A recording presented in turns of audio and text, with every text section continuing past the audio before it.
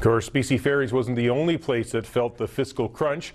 The civil service will also see cuts over the next 3 years, and with many government ministries based in Victoria, it could have quite an impact on Vancouver Island. Dana Hutchings is here now with more in Checkpoint. Jim, part of the fiscal belt tightening announced yesterday by the finance minister included cuts to the civil service. The government doesn't report the cuts by ministry or by region, so we don't know exactly where the impact is, but we do know that the civil service will see a 2.7% decrease a year over the next 3 years. So what does that mean? Well, this fiscal year there were 27,170 full-time government jobs. By 2014-2015 there will be just over 25,000. That's a decrease of more than 2,000 jobs in our province. And many of those jobs are in the capital region, as the province is Victoria's largest employer. The decrease is expected through attrition, but of course when a position is eliminated it will be gone, and that means fewer jobs on Vancouver Island, and it will also mean a decrease in service as well. So a lot of different groups and community groups, families, worried that that means a real decline in the quality of services. It will also mean an increase in wait lists again and backlogs. We're seeing more public services being delivered by 1-800 numbers and a more impersonal way of delivery. For child protection, it puts children at risk within the prison system. Instead of 20 and 30 to 1, that is corrections officers to inmates, it could get up to 60 to 1.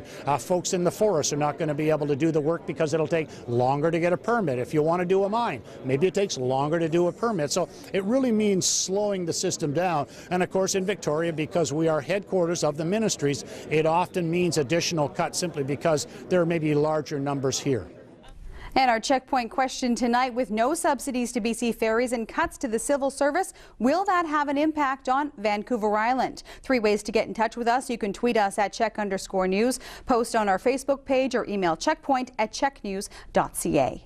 Now, strangely enough, there are some jobs being created because of the reversion back to the GST-PSD system. Administration jobs that went away when the HST came into effect will be coming back. And Jim, I'll be back with your checkpoint responses in just a little bit. Okay, Dana, looking forward to that.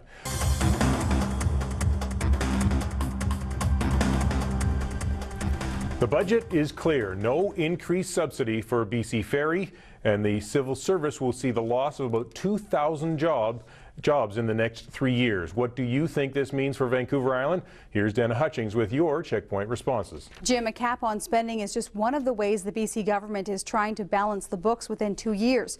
With the government ministries based here, there are lots of government workers, and of course we are reliant on ferries to get on and off the island.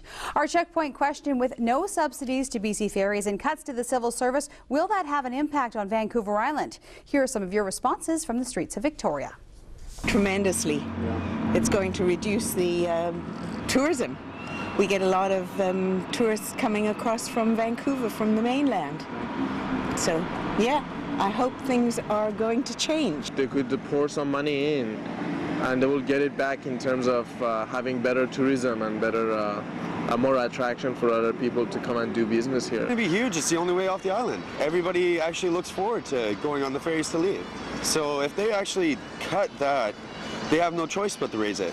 And we would actually have to suck it up. The economy is not the best it's ever been, so you can understand a lot of cutting on spending in certain areas, and I guess they must have deemed the ferry to be a place that they can afford those cuts, I guess, but it's not convenient for anybody. We're trapped. That's basically it. So we just have to suck it up, and that's sort of the way it is. From Twitter, Chris says the ferries in the Malahat will continue to deteriorate and power outages will continue to escalate. Welcome to the Stone Age.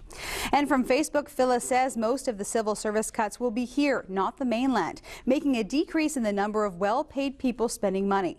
I remember the havoc the cuts in the 80s had on the island. It will happen again. In addition to the shrinking civil service, Kevin Falcon said yesterday that government employees will not be getting raises anytime soon either. And that's tonight's Checkpoint.